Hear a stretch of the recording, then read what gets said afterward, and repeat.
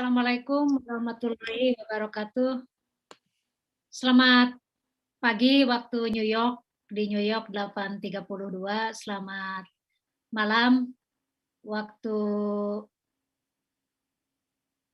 sebagian di Eropa, sekarang ini sore ya. Selamat malam waktu Indonesia, selamat sore waktu England. Terima kasih banyak kepada semua teman-teman yang sudah berkenan hadir pada malam hari ini, baik melalui Zoom maupun melalui YouTube. Alhamdulillah kita semua bisa duduk manis, leha-leha ya di rumah untuk sama-sama memikirkan dan juga membicarakan bagaimana sih supaya bisa kuliah atau kemudian berkarir di negara di UK ya, di Inggris. Nah, tema kita adalah kiat sukses dan peluang studi S2 S3 di Inggris. Ini merupakan seri yang ke-44. Alhamdulillah kita ini bulan Mei setahun Reducate mengadakan acara, sudah lebih dari 5.000 orang infected dengan program-program kita, dan juga sudah lebih dari hampir mencapai 100 pembicara. Jadi teman-teman pada malam hari ini yang menjadi pembicara akan menjadi bagian dari 100 pembicaranya Reducate. Saya juga ingin mengucapkan selamat datang kepada pembicara dan moderator. Acara ini terselenggara atas kerjasama Reducate dan PCINU United Kingdom. Kami sama-sama di PCINU Amerika dan juga UK.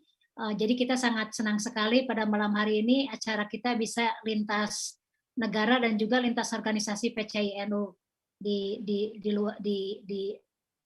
dunia ini ya, karena PCINU itu untuk khusus yang di luar. Saya ingin berterima kasih kepada para pembicara dan moderator karena mereka ini luar biasa ya, sangat dedicated, sangat generous, mau berbagi waktu dan kesempatan dengan kita semua. Pembicara kita pada ya, urutannya ini berdasarkan TOR, jadi nanti saya tidak akan mengatur soal jalannya acara. Pertama-tama Gus Ivan merupakan awardee dari LPDP Santri 2019 Master Student di Exeter University. Yang kedua Muhammad Huda, PhD Student University of Warwick, UK. Beliau merupakan dosen di Universitas Islam Raden Rahmat Unira Malang. Lydia Mayangsari, PhD Student dari Southampton University, UK, Sekolah Bisnis dan Manajemen ITB. Beliau juga merupakan awardee dari LPDP. Moderator kita adalah Nadila Khairun Nisa, merupakan seorang Gus Durian dari UK. It goes without saying for myself, saya Tina Anwar. Kalau sehari-hari saya dosen, kalau hari Minggu saya host untuk acara diskusi ini. Bagi teman-teman yang pertama kali gabung di Reducate, Reducate adalah kepanjangan dari Research, Education, Career, Teamwork, dan Service. Dengan Reducate ini kita berusaha menyajikan pembicaraan-pembicaraan yang menarik, inspiratif, dan juga berharap bisa meningkatkan karir teman-teman. Reducate memberikan ruang yang unggul bagi kegiatan yang sifatnya kolaboratif ya, seperti yang kita lakukan pada malam hari ini.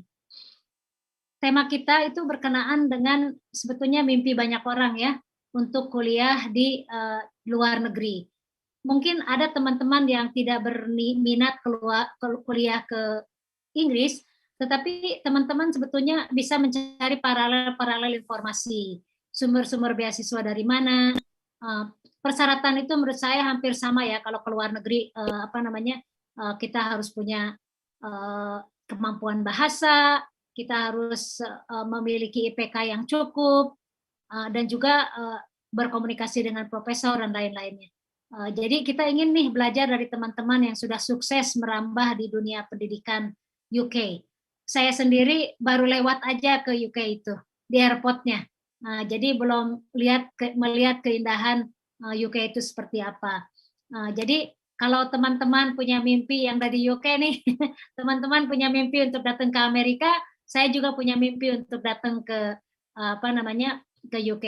Jadi acara ini trigger bagi mimpi-mimpi kita. Mudah-mudahan untuk selanjutnya kita bisa berada di tempat yang kita bicarakan pada malam hari ini.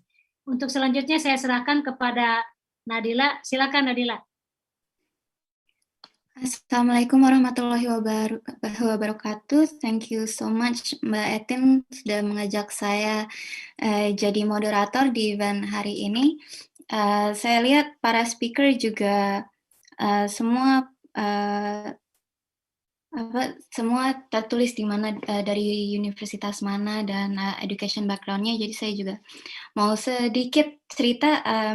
Pertama saya saat ini lagi belajar di Birmingham City University, belajar jewelry and silversmithing, dan sebelumnya saya sempat belajar juga di University of Edinburgh for Masters in Chinese and History.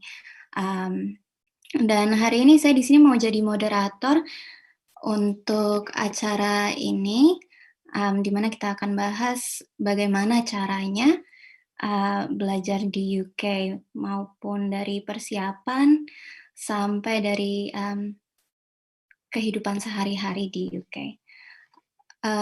Untuk pembicara pertama, mohon maaf kita tidak mengikuti TOR karena ada schedule lain dari pembicara. So kita mulai dari Mas Huda yang saat ini sedang belajar di University of Warwick. He's doing his PhD. And he has been awarded MORA 5.000 dokter ya. So saya serahkan ke Mas Huda untuk berikan materinya.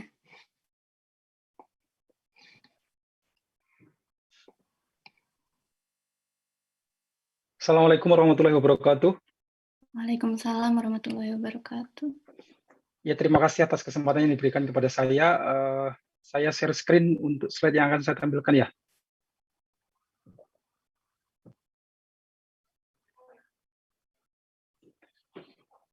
Sebelumnya, perkenalkan nama saya Muhammad Huda. Sekarang saya sebagai mahasiswa tahun ketiga jurusan Matematika Terapan di University of Warwick, United Kingdom.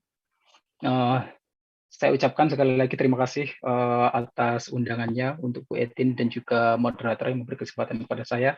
Saya memberikan judul presentasi hari ini sesuai dengan tema yaitu Kiat Sukses dan Peluang Studi di UK. Nanti lebih ke pengalaman saya pribadi tentang bagaimana dulu saya mencari kampus, mencari supervisor, dan juga tentang sistem pendidikan di University of Warwick secara general gitu.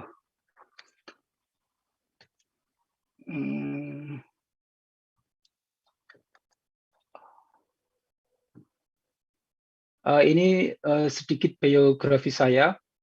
Saya kelahiran 4 Mei 1988, asli dari Kediri, Jawa Timur.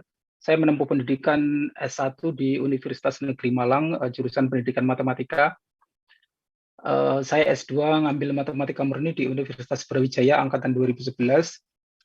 Sekarang saya mengambil Matematika Terapan di University of Warwick. Jadi memang agak berbeda dari pendidikan, kemudian Matematika Murni, kemudian Matematika Terapan. Ya, challenging banget sih bagi saya, tapi ya dinikmati saja sih. Institusi saya, insya Allah nanti setelah lulus saya akan mengajar di Universitas Islam Raden Rahmat Malang, salah satu universitas swasta yang ada di Malang. Ini ada beberapa yang saya cantumkan, saya termasuk awardee English for Academic Purposes yang diselenggarakan di IALF Bali. Ini disponsori oleh Ministry of Religious Affairs atau Kementerian Agama pada tahun 2015 sampai 2016. Follow up dari kegiatan itu, alhamdulillah saya juga keterima sebagai awardee untuk program 5.000 dokter yang sekarang saya gunakan untuk mengejar doctoral degree saya di University of Warwick.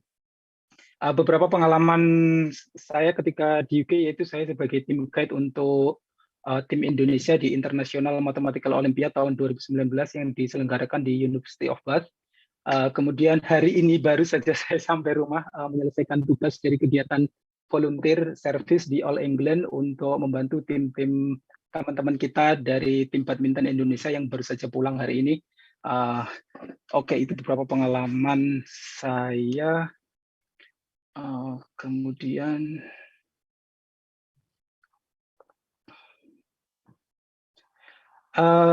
Saya nanti tidak akan menjelaskan secara detail tentang bagaimana scholarship khususnya di overseas. Nanti ada teman speaker lain yang akan membahas tentang itu. Tetapi saya di sini memberikan sedikit informasi tentang beasiswa yang ada di luar negeri. Walaupun kita membahas tentang UK, saya memang sengaja mengikutkan salah satu beasiswa yang diadakan oleh Australian Government yang disebut dengan AAS. Ada beberapa beasiswa karena saya program PhD itu ada dari Kementerian Agama, kemudian untuk beasiswa LPDP juga ada, dan untuk beasiswa yang diselenggarakan oleh pemerintah Inggris itu ada chevening, biasanya untuk anak master, tapi harus ada pengalaman kerja 2 tahun kurang lebih. Kemudian ada beberapa beasiswa yang diselenggarakan khusus oleh universitas yang ada di UK. Karena saya berada di Warwick itu banyak sekali beasiswa. Unfortunately, untuk international student yang masuk di Indonesia itu hanya beasiswa yang disebut dengan Counselor Scholarship. Biasanya ini pembukaannya setiap tahun, tutupnya sekitar akhir Januari. Jadi teman-teman yang mengejar program PhD bisa mentargetkan beasiswa ini untuk tahun depan. Nanti bisa dicek di linknya langsung ya. Gitu. Oke, saya sharing pengalaman saya tentang bagaimana memilih universitas. Jadi ada beberapa poin yang saya sebutkan di sini. Mungkin ini memang sesuai preference setiap orang ya. Saya hanya berbicara berdasarkan pengalaman saya. Pertama, ini karena supervisor itu biasanya memang secara garis umum untuk yang program PhD, tidak untuk undergraduate ataupun master. Tetapi menurut saya poin-poin ini juga beberapa akan ada relasinya dengan teman-teman yang lain walaupun ngambil undergrad atau master ya. Yang pertama harus cek subject of interest. Jadi memang ingat bahwa kita nanti belajar itu yang terutama adalah apa yang memang kita minati, karena satu, kita akan mempelajari hal itu kurang lebih selama 3-4 tahun. Setelah itu, setelah kita lulus pun kita akan menggeluti bidang itu hingga sisa karir kita, ya. Jadi kalau memang dari awal kita hanya memilih subjek yang bukan sesuai interest kita, tetapi hanya mengikuti apa kata orang lain, apa tren yang ada di luar sana, nah itu harus benar-benar dipikirkan karena akan kembali lagi kita yang akan mengenyam pendidikan itu, gitu. Yang kedua adalah consult the university rankings. Maksud saya di sini adalah ranking kita harus melihat dari beberapa aspek. Ada ranking universitas berdasarkan jurusan. Seperti yang saya bilang tadi, yang terpenting itu adalah subject of interest kita. Jadi jangan melihat, oh ranking kampus A itu sangat tinggi, tapi untuk jurusan kita ternyata rankingnya tidak begitu bagus. Jadi jangan hanya mengejar ranking universitasnya, tetapi harus berdasarkan spesifik subjek yang ingin kita ambil. Juga tentang ranking university ini, poinnya kan banyak sekali ya. Salah satunya ada kepuasan alumni, terus seberapa besar peluang mereka untuk mendapatkan kerja dan lain-lain. Nanti silahkan dicek, itu saya cantumkan linknya. Kalian bisa cek berdasarkan subjek atau berdasarkan area dan lain sebagainya. Kemudian hal yang terpenting, karena menurut saya tujuan pertama kita adalah study, dan salah satu tempat yang harusnya paling nyaman buat kita study itu adalah library. Jadi tidak ada salahnya kita harus cek dulu library yang ada di kampus itu provide-nya seperti apa. Walaupun saya bisa mengatakan secara garis besar, ini bukan mengkreditkan kampus di Indonesia ya, cuman secara garis besar memang library yang ada di United Kingdom itu masih jauh lebih baik daripada di Indonesia. Satu, mereka di Warwick itu terbuka 24 jam selama 7 minggu. Jadi kalau kalian misalkan mau stay di library as long as possible you want, you can. Terus habis itu kita bisa pinjam buku, mengembalikan buku, dan lain-lain itu kita bisa melakukan secara mandiri, tinggal scanning dan lain sebagainya. Tidak harus menemui ke staff, kita bisa cek langsung katalog buku-buku yang tersedia, yang bisa dipinjam, kapan bisa dipinjam, kapan harus mengembalikan, itu bisa kita lakukan mandiri. Kemudian kita juga harus cek course content, karena ada beberapa kampus atau mungkin mereka memberikan nama jurusan yang sama, tetapi kontennya itu berbeda. Nah, kampus-kampus di sini mereka memberikan semua informasi itu online, berada di website. Jadi it's worth checking. Jadi course kontennya itu sebenarnya seperti apa detailnya, apakah itu memang sesuai dengan yang kita cari atau tidak. Gitu. Kemudian beberapa hal pertimbangan lain adalah check the available sports and societies, karena menurut saya ini sangat penting. Karena jujur ini salah satu hal yang mungkin agak saya sesali waktu saya S1 dulu, saya terlalu fokus kepada pendidikan dan saya baru sadar sekarang ketika mengambil PhD, karena saya sendiri juga yakin bagi diri saya jika saya hanya fokus belajar selama 3-4 tahun, pulang-pulang ke Indonesia, bukannya saya membawa banyak ilmu, fresh gitu, mungkin saya sudah banyak kepikiran, kebanyakan stres di sini, jadinya nanti tidak bisa berkontribusi secara maksimal. Jadi saya berpikir untuk making myself balancing life ya. Jadi antara pendidikan, olahraga dan juga kehidupan sosial gitu. Jadi silakan dicek kalau teman-teman sukanya olahraga apa. Misalkan kalau saya badminton, jadi cek bagaimana olahraga yang disediakan oleh kampus di sana. Kemudian tentang society, biasanya di setiap kampus atau di daerah itu ada untuk kita mahasiswa Indonesia ada PPI. Di Coventry ini ada 2, PPI Coventry dan PPI Warwick.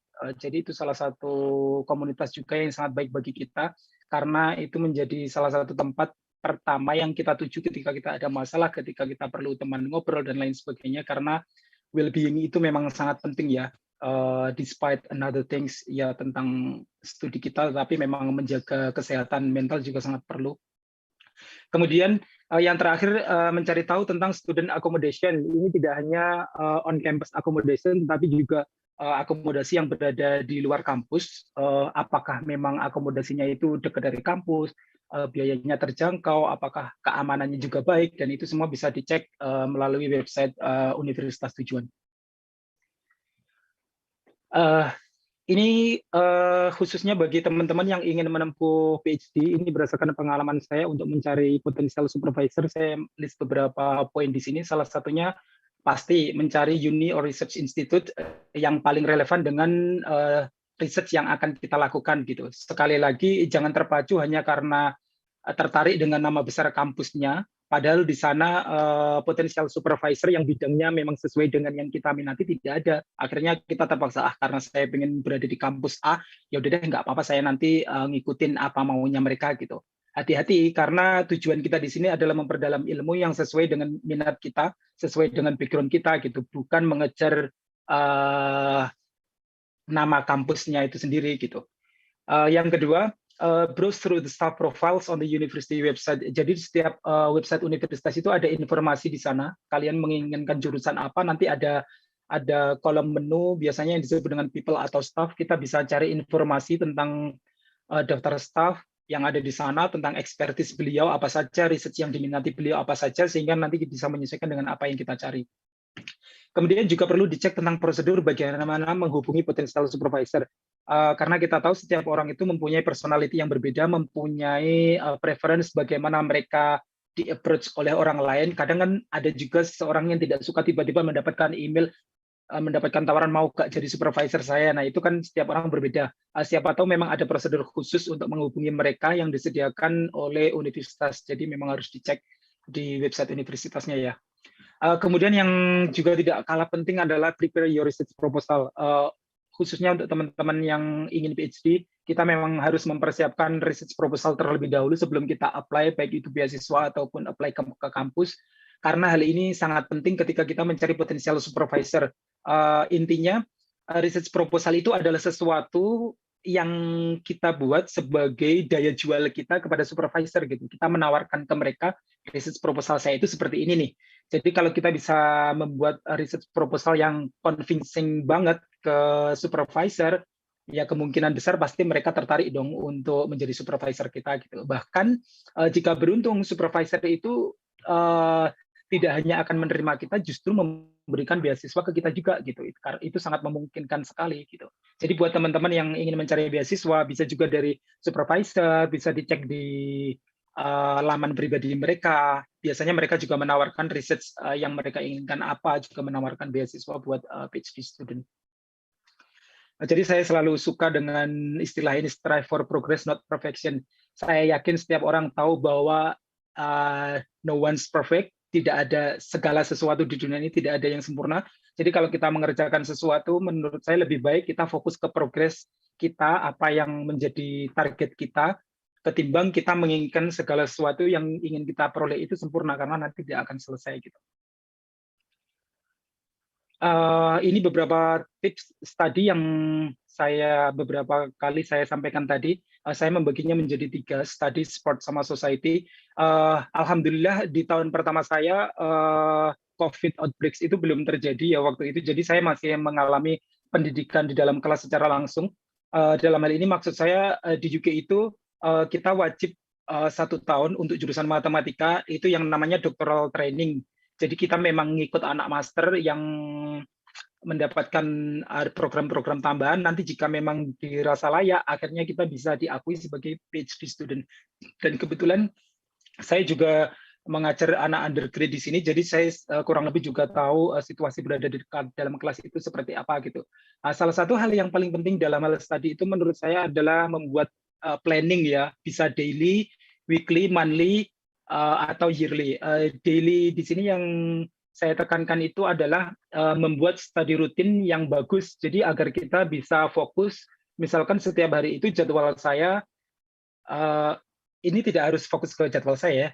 Sebagai contoh saja, misalkan, dari jam setelah sholat subuh itu saya harus olahraga minimal 15 menit setiap hari harus dilakukan. Setelah itu, kemudian breakfast, istirahat sebentar, kemudian baca misalkan 1 jam, kemudian fokus ke research atau ke tugas, atau mempersiapkan materi untuk mengajar, dan lain sebagainya. Jadi rutinitas yang bagus itu yang harus diterapkan gitu. Saya tahu ini bukan hal yang mudah, walaupun kelihatannya mudah. Oke, jam segini saya nanti akan olahraga, jam segini-gini apa, tapi faktanya itu akan sangat sulit ya. Membangun habit yang bagus itu secara pribadi buat saya memang sangat sulit, tetapi memang kita harus lakukan agar kita terbiasa gitu. Kita juga saya sarankan dalam hal belajar itu, buat saya pribadi, saya sendiri menyadari ketika saya banyak waktu luang, katakanlah seperti lockdown ini, yang bisa saya lakukan hanya tinggal di rumah, belajar, membaca buku, dan lain sebagainya. Saya bisa bilang banyak waktu free, tapi justru itu kadang menghambat produktivitas saya gitu. Jadi saya sarankan adalah belajar itu misalkan setiap 2 jam kita istirahat 10 menit, kemudian nanti bisa lanjut lagi, ambil istirahat lagi, kemudian bisa lanjut lagi, seperti itu, daripada fokus dari pagi jam 8 sampai jam 5 sore di depan komputer ngerjakan riset dan sebagainya. Menurut saya itu kurang efektif dan nanti akan dalam jangka panjangnya membuat mental kita juga tidak bagus gitu, karena kita hanya stuck pada research itu tanpa memperhatikan kesehatan mental kita. Yang keempat adalah diskusi. Diskusi ini sangat penting dan saya termasuk surprise ketika saya berada di sini. Teman-teman mahasiswa di sini itu wajar berdiskusi. Jadi karena kampus di sini itu bisa diakses, kelebihannya bisa diakses 24 jam ya, termasuk library yang saya bilang tadi, beda dengan di Indo yang kalau pengalaman saya dulu waktu S1 jam 5 itu semua kantor sudah ditutup. Jadi tidak mau kita harus pulang. Kalau di sini 24 jam. Jadi jam berapapun itu saya banyak menemui di study space itu, ada yang di library, ada di postgraduate, ada di jurusan masing-masing. Itu mereka banyak yang kerja kelompok, diskusi itu sampai malam jam 11, 12, itu wajar gitu. Karena kadang saya juga meninggalkan office itu kadang jam 11 malam, jam 10 itu masih menemui teman-teman banyak yang masih diskusi gitu. Dan itu yang tidak saya temui waktu saya di Indonesia dulu. Kemudian tentang olahraga, saya juga berusaha menyeimbangkan antara study juga dengan olahraga. Jadi yang saya lakukan untuk study tips ini agar semuanya efektif adalah kita perlu melakukan sesuatu untuk menjaga kesehatan mental dan kesehatan fisik kita gitu. Jadi saya sarankan bisa mengikuti salah satu olahraga yang diminati dan kita bisa mengalokasikan mungkin 2-3 kali untuk ketemu di sport dengan teman-teman. Kita bisa mengatur jadwal antara pendidikan dan juga olahraga. Jadi untuk study tips yang lain, seperti saya bilang tadi, selalu saya tekankan lagi, buat rencana, kemudian usahakan selalu mengikuti rencana yang sudah dibuat, kemudian usahakan untuk diskusi dengan teman-teman yang lain setiap ada kesempatan gitu. Karena saya yakin antara belajar sendiri dan diskusi itu akan banyak hal yang kita peroleh ketika kita diskusi. Karena akan banyak hal masukan dari teman lain, diskusi tentang materi dari teman yang lain, pemahamannya mungkin berbeda dan lain sebagainya, kita akan memperoleh banyak sekali informasi tambahan.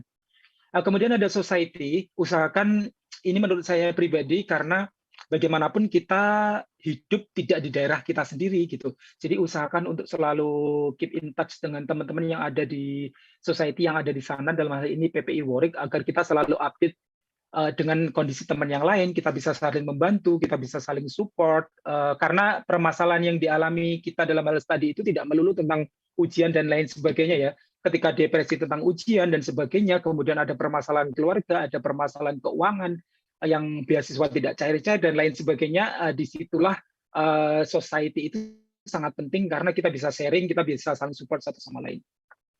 Maaf Mas, sudah 1 menit lagi ya? Ya, itu tadi yang terakhir dari saya. Ya, terima kasih banyak.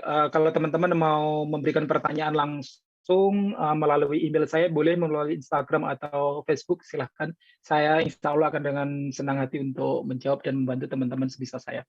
Terima kasih banyak, saya kembalikan ke moderator. Terima kasih banyak Mas Huda. Wah, banyak sekali info yang diberikan Mas Huda ya. Mulai dari subject of interest itu memang penting banget. Kita harus passionate banget dalam hal-hal yang kita research. Terus untuk cek library itu benar banget, saya sering banget ke library di sekolah sebelum lockdown waktu masih lagi ngerjain S1, dan kalau library-nya kurang baik, memang experience belajar itu jadi kurang baik juga. Soal staff profile dan contacting supervisor juga penting banget, dan menurut saya yang paling penting dari semua slide-nya Mas Huda adalah strive for progress, not perfection. Karena memang perfection is it's impossible to achieve. Dan satu lagi yang soal society, Mas Huda sempat mention PPI. Saya juga PPI, jadi mungkin kita sesama PPI West Midlands ya Mas. Dan satu lagi, saya mau selipin sedikit iklan, Gus Durian UK juga sekarang sudah di-establish di Inggris, jadi teman-teman kalau sudah datang ke sini boleh feel free to contact us dan join Gus Durian UK. Kalau Mantap. peserta ada yang memiliki any questions, any pertanyaan, boleh ditulis di chat atau nanti ada sesi tanya jawab di mana teman-teman bisa tinggal raise hand dan kita akan berikan kesempatan untuk berbicara.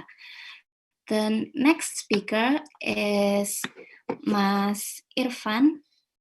Mas Irfan adalah awardee LPDP Santri tahun 2019 dan sekarang lagi ngambil master di Exeter University, that's my hometown. Dan Mas Ivan adalah founder kelas santri. Saya berikan kesempatan untuk Mas Ivan untuk memberikan materinya. Assalamualaikum warahmatullahi wabarakatuh. Bismillahirrahmanirrahim. Sebenarnya terima kasih kepada Prof. Atin Anwar atas kesempatan yang diberikan kepada saya. Dan juga ini adalah kebanggaan bagi saya, karena di sini saya juga dipasangkan dengan dua pembicara yang luar biasa juga. Jadi dua-duanya dokter. Ini mungkin secara pribadi saya yang termotivasi untuk lanjut S3 langsung nanti. Mohon doanya ya Bu. Oke, itu ini alhamdulillah. Jadi saya mulai di UK di bulan Januari. Jadi saya intake-nya di Januari. Jadi kalau biasa teman-teman intake-nya itu kan Oktober atau di September. Jadi saya ada khusus di Januari. Nanti ada ceritanya. Jadi memang bagaimana kuliah di UK ini bagi saya adalah sebuah anugerah dan juga nikmat dari Allah Subhanahu wa taala yang senantiasa harus disyukuri. Dan juga syukur ini saya ingin wujudkan pertama untuk meningkatkan diri saya untuk lebih baik lagi, dan juga untuk saling memberikan semangat kepada teman-teman yang lain. Bagaimana dulu teman-teman saya memberikan semangat, ayo Ivan, kuliah di UK, ya, jangan keenakan di tempat kerjanya atau jangan di tempat asal kita. Jadi kita harus berusaha untuk lebih baik lagi. Bagaimanapun, kalau kita sudah melangkahkan kaki kita untuk menuntut ilmu, tentunya ada tantangan dan juga kesulitan yang akan kita hadapi. Tapi bagaimanapun juga, karena kita sudah diniatkan untuk mencari ilmu, thalabul ilmi, insya Allah nanti akan dimudahkan. Oke. Perkenalkan dulu, nama saya Ivan. Jadi saya alumni di Universitas Islam Sultan Agung, Semarang. Saat ini di Master of Education. ambil di TESOL di Exeter University. Mungkin teman-teman banyak yang tidak tahu Exeter itu di mana ya. Biasanya kan tahunya yang ini ada klub sepak bolanya, ini ada terkenal nih kota-kota di UK.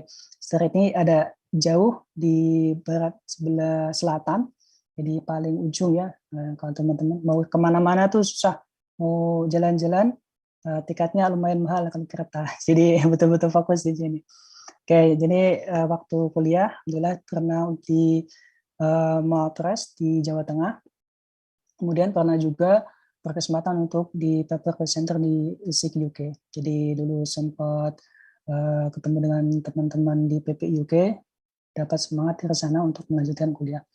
Dan ini pun juga di LPDB ada yang namanya LPDB Santri. Jadi ini juga sebuah anugerah dari Allah Subhanahu wa Ta'ala, bagaimana karena eksistensi pesantren ini mulai diakui. Jadi ada banyak sekali beasiswa kepada pesantren atau santri yang saat ini digalakan oleh pemerintah, baik itu S1, S2 maupun S3.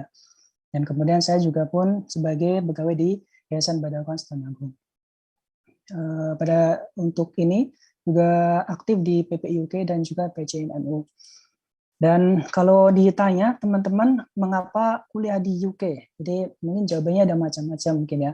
Ada yang mungkin saya ingin ke tempat klub sepak bola kesukaan saya misalnya. Ada yang mungkin saya pengen jalan-jalan ke Eropa mungkin. Jadi ada banyak sekali manfaat ketika khususnya di UK. Pertama adalah yang tentunya adalah di UK itu kalau S2 1 tahun.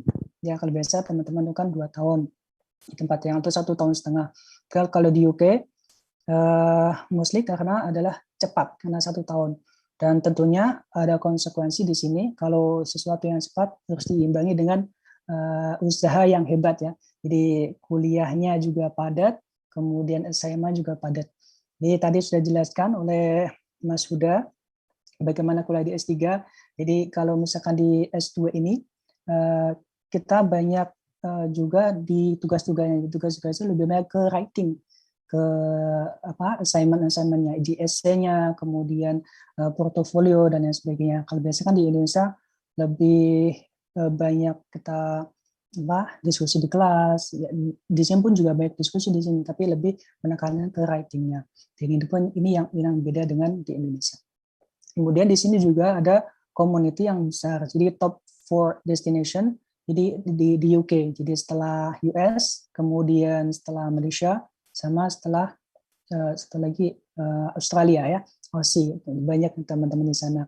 Dan ini kalau misalkan kita ngomong tentang communities, tentunya tidak cuma kita kumpul-kumpul aja, tidak cuma kita sosialisasi saja, tapi kita ada relasi, ada teman-teman banyak di sini, itu yang akan membuat kita semakin kuat. Jadi ketika mungkin sudah lulus ya, mungkin teman-teman kenalan banyak, kemudian relasi banyak akan membantu kita dalam kita menempuh melanjutkan karirnya di pekerjaannya. Kemudian di UK ini banyak sekali universitas terkemuka di Oxford, kemudian Cambridge dan lain sebagainya. Dan kalau teman-teman, kalau dulu saya bayangnya kalau di UK itu susah, kemudian wah saya nggak nyampe ya. Jadi kalau teman-teman mungkin bisa refleksi diri, misalkan contohnya saya mungkin ketika memilih jurusan nih, dilihat apanya dulu ya, TOEFL-nya, kemudian IELTS-nya mana, IELTS-nya saya nyampe nggak ke sana ya. Jadi ya, ini adalah tips untuk teman-teman yang mungkin merasa bahwa di UK itu susah, tapi enggak semuanya susah. Jadi kita pilih kampus-kampus yang mungkin cocok dengan kita ya. Ya cocok itu pun juga macam-macam, nanti akan saya jelaskan. Ya. Kemudian untuk yang beasiswa ini kalau di UK untuk S2 ada beberapa. Jadi ada setidaknya LPDP yang kita sudah familiar ya. Jadi di LPDP ini nanti ada macam-macam beasiswanya. Ada afirmasi, kemudian ada reguler, kemudian ada juga yang namanya beasiswa untuk targeted ya, targeted. Kemudian untuk yang kedua adalah chevening. Chevening ini dari British Government, jadi pemerintah UK memberikan kesempatan ke negara-negara yang berpotensi atau memiliki potensi untuk bisa meningkatkan kesejahteraan di negaranya. Jadi bisa di Indonesia juga ada. Ini pun juga beasiswa yang paling dikenal di UK ini sebelum adanya LPDP sudah menghasilkan banyak sekali alumni, dan tidak ketinggalan pula pun Kemenak pun juga menggalakkan juga untuk beasiswa S2 dengan S3. Ini langsung ya, S2 dengan S3 langsung. Menarik sekali ini. Jadi yang lain pun juga ada Cheerleading Scholarship, itu untuk Cambridge juga Oxford. Dan teman-teman kalau misalkan ada rezeki pun juga bisa self-funded ke UK. Jadi teman-teman misalkan memberikan kesempatan beasiswanya untuk yang lain saja ini, teman-teman bisa kesempatan sini self-funded bisa. Oke, ini saya fokusnya di LPDP aja karena saya dari LPDP, nanti khawatirnya salah menjelaskan lain. Intinya kalau misalkan teman-teman ingin lebih tahu lebih jelas bisa dicek di website-nya. Oke, untuk yang LPDP ini, jadi ada macam-macam ya. Kalau dulu waktu awal-awal memang reguler. Jadi reguler ini yang umum, yang semuanya jadi satu, jadi disamaratakan. Dan kemudian di akhir-akhir ini LPDP memiliki beasiswa afirmasi. Afirmasi ini untuk teman-teman yang daerah tertinggal, kemudian Indonesia Timur, disabilitas, alumni bidik misi, santri dan lain sebagainya. Dan ada targeted group juga. Dan ini kalau misalkan teman-teman bisa, kalau mungkin merasa bisa diafirmasi, saran saya masuk coba di afirmasi. Karena apa? Tesnya itu lebih standarnya lebih diturunkan. Jadi misalkan kalau ke luar negeri itu, kalau reguler itu 650 untuk TOEFL-nya. Kalau afirmasi adalah 500 sudah bisa. Kemudian untuk yang standar lulusan pun afirmasi relatif lebih dimudahkan daripada untuk yang lain. Ya, dan teman-teman bisa dicek aja. Misalkan saya bisa masuk di bidik misi ini karena saya dari alumni bidik misi, ikuti aja yang bidik misi. Kemudian misalkan dari pesantren, ikut di pesantren aja. Nanti lebih mudah. Dan nanti pun fasilitas yang diberikan pun juga berbeda dengan yang lain. Ini kemudian untuk prosesnya saya kira tidak ada beda jauh, LPDP, kemudian chevening dan lain sebagainya. Jadi teman-teman tidak usah membedakan, ini LPDP, ini chevening. Pokoknya kalau misalkan teman-teman bisa masuk di daftar aja. Misalkan ini bukanya chevening, langsung buka aja. Ini chevening sudah tutup, kita siap-siap LPDP aja, dipantengi, dilihat di websitenya kapan pembukanya. Dan pun juga disampaikan bahwa tahun ini akan dibuka lagi untuk LPDP. Kurang lebih prosesnya adalah administrasi, jadi ada rekomendasi, kemudian transkrip, kemudian dilanjutkan seleksi. Kalau di LPDP ada computer base, kalau di chevening tidak ada, langsung kemudian di interview dan juga registrasi. Administrasi ini dipastikan teman-teman semuanya lengkap ya, sesuai dengan apa yang ditanyakan. Karena waktu pengalaman saya 3 kali. Pertama saya tidak lolos substansi, tidak lolos interview. Yang kedua ada administrasi.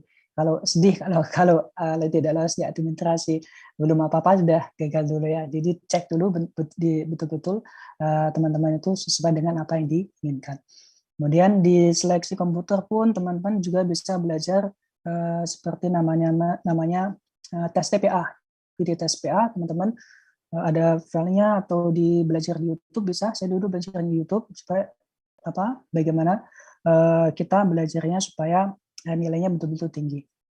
Kemudian interview ini kita harus sampaikan kepada pengujinya betul-betul meyakinkan mengenai apa yang akan kita laksanakan di masa depan harus betul-betul bermanfaat bagi Indonesia ya. Dan juga untuk yang jurusannya dipastikan teman-teman sesuai dengan yang saat ini atau mungkin sesuai dengan kebutuhan teman-teman atau bisa linear dan tidak linear.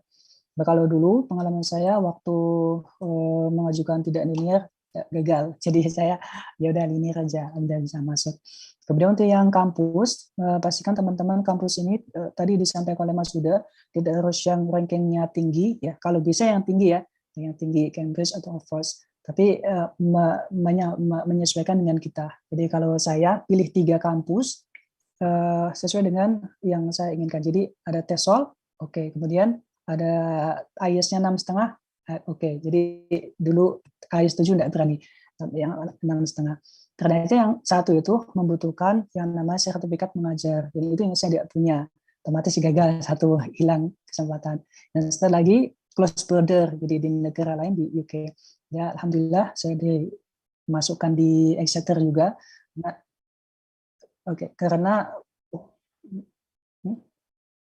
karena di Oktober belum bisa untuk mengikuti kuliah online. Jadi bersyukur sekali dimasukkan di Exeter itu dulu. Daftar Exeter juga tidak tahu kampusnya di mana, pokoknya ada jurusan apa di daftar. Jadi teman-teman masih ada waktu, silakan dicari kampus yang paling tepat sesuai dengan keadaan Anda. Kemudian how I study in UK, karena saya di sini masih lockdown, jadi kuliahnya juga masih online, tidak bisa banyak cerita. Intinya kalau misalkan di UK ini kita dituntut untuk banyak-banyak menulis esai, ya. Jadi disiapkan kita banyak latihan menulis, kemudian membaca referensinya juga. Nanti kita akan membantu kita untuk menyelesaikan di assignment-nya. Oke, tipsnya singkat dari saya, kalau teman-teman masih kuliah S1, perbanyak di organisasinya, kemudian social work, Anda ikut volunteerism, kemudian aktivis nanti akan sangat membantu kita untuk seleksi. Jadi seleksi nanti akan ditanya aktivitasnya apa, kemudian yang dilakukan apa, kemudian prestasinya apa. Misalkan sudah pernah lomba di kota nih menang, itu bisa sangat membantu kita sekali untuk penilaiannya. Kemudian untuk future plan, jadi disesuaikan dengan background Anda, jangan sampai kemudian kalau bisa itu yang linear aja ya. Nah, tapi kalau misalkan Anda di sebuah pekerjaan menuntut untuk oh ini bidangnya agak beda nih, nanti disampaikan ke penguji bahwa betul-betul nanti akan bermanfaat bagi kita semua. Oke, itu spesifik lagi kalau misalnya teman-teman saat ini mulai untuk menentukan kampusnya mana. Jadi kalau bisa punya mentor. Jadi mentornya misalkan ada siapa ini, tetap kontak aja, misalkan Mbak Nadila ini nanti jadi mentornya siapa di sini, nanti akan dikontak, jadi bisa dipantau terus, ini bisa Mbak ini caranya apa, ini mau seleksi bagaimana, ini tetap seperti itu. Jadi ada semacam komunikasi langsung. Jadi dulu saya ketemu dengan ketua PPI UK-nya 2012, dan itu masih kontakan terus, masih dekat, masih saya waktu kabar masih saya lulus ke UK, alhamdulillah ya, sangat membantu kita sekali. Kemudian sisipkan kata-kata motivasinya, misalkan di kamarnya. Dulu waktu saya di kamar saya pasang poster Eropa, negara Eropa, semangat ketika melihat, doh bismillah saya bisa untuk ke sana untuk studi. Kemudian lanjutnya yaitu adalah tandai tanggal Anda mulai saat ini, pembukanya kapan, dan mulai menabung ya, karena memang di seleksi ini kita butuh biaya untuk tes TOEFL, kemudian tes kesehatan dan sebagainya, kita bolak-balik itu tetap membutuhkan biaya. Jadi kalau misalnya teman-teman ada penghasilan atau mungkin ada uang sisa, ditabung, jangan dihabis-habiskan gitu ya. Oke, gitu aja sedikit dari saya. Mohon maaf atas banyak kekurangannya, lebih mohon maaf. Terima kasih. Terima kasih banyak Mas Ivan. Jadi dari takeaway saya dari pemaparan Mas Ivan tadi adalah yang penting jangan putus asa, walaupun nggak lulus pertama kali, kedua kali, tetap kerja keras dan tetap usaha, dan akhirnya akan tetap bisa meraih impian. Dan tadi di slides-nya Mas Ivan ada mention soal beberapa beasiswa yang bisa dicek, ada LPDP, Chevening, IMD, dan Jardine. Nanti presentasi para pembicara akan diupload ke website, dan nanti teman-teman semua bisa download untuk cek lagi. Mungkin kalau misalnya mau cari link untuk info beasiswa tersebut yang tadi di-mention sama Mas Ivan, bisa langsung dicek nanti. Sekali lagi, kalau misalnya ada pertanyaan bisa ditulis di chat, atau nanti di sesi tanya-jawab bisa tinggal angkat tangan. Our next speaker is Mbak Lydia.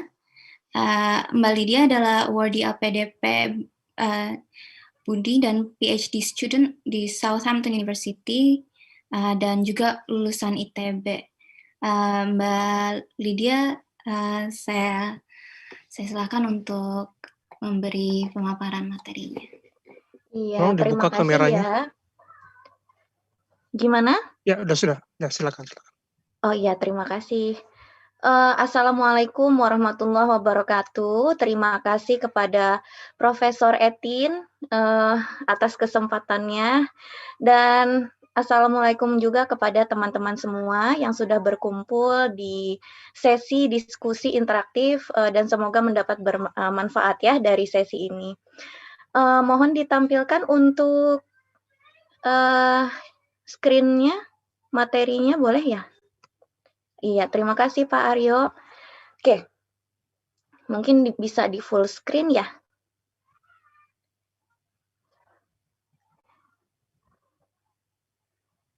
Ya, sambil menunggu, saya perkenalan dulu ya. Nama saya Lydia. Sehari-harinya saya bekerja sebagai dosen di Sekolah Bisnis dan Manajemen Institut Teknologi Bandung. Karena saya sudah memilih jalur karir akademik, maka konsekuensinya salah satunya adalah sekolah lagi. Nah, hari ini saya akan berbagi kepada teman-teman semua tentang pengalaman saya bagaimana akhirnya saya sekolah lagi. Seperti itu ya. Nah, mungkin kita bisa lanjut. Nah, ini ya, saya aktif di kelompok keahlian Decision Making and Strategic Negotiation.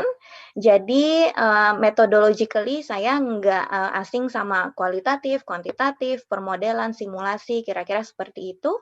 Kemudian per 2020 lalu kami membangun sebuah laboratorium. Nah, ini agak unik nih di SBM ITB. Kita punya laboratorium yang isinya itu mengutak-atik data, big data dan business analytics, kira-kira seperti itu. Kita mengambil data both structured and unstructured, jadi dari bayangkan laporan gitu ya, atau dari sosial media yang sifatnya kata-kata seperti itu. Nah, kemudian alhamdulillah per 2020 juga saya menjadi awardee LPDP yang jalur Budi. Nah, kalau sebelumnya teman-teman sudah dengar ya dari Mas Ivan dan Mas Huda, itu ada beberapa jalur. Nah, kalau saya kali ini akan fokus di jalur yang Budi. Begitu ya. Nah, sekarang saya juga menjadi mahasiswa PhD di Southampton Business School, University of Southampton. Nanti kita agak bahas ya, kira-kira gimana ya Southampton itu. Mungkin ada teman-teman yang udah mulai, oh saya taunya klub bola nih di Southampton, kayaknya mau ke sana. Ayo, boleh yuk kita diskusi ya. Nah, next. Nah, sebenarnya saya sangat beruntung karena sesi saya ini terakhir ya dari ketiga dari presenter hari ini. Nah, sehingga saya hanya ingin menekankan beberapa bagian penting yang sebelumnya memang sudah disampaikan begitu ya.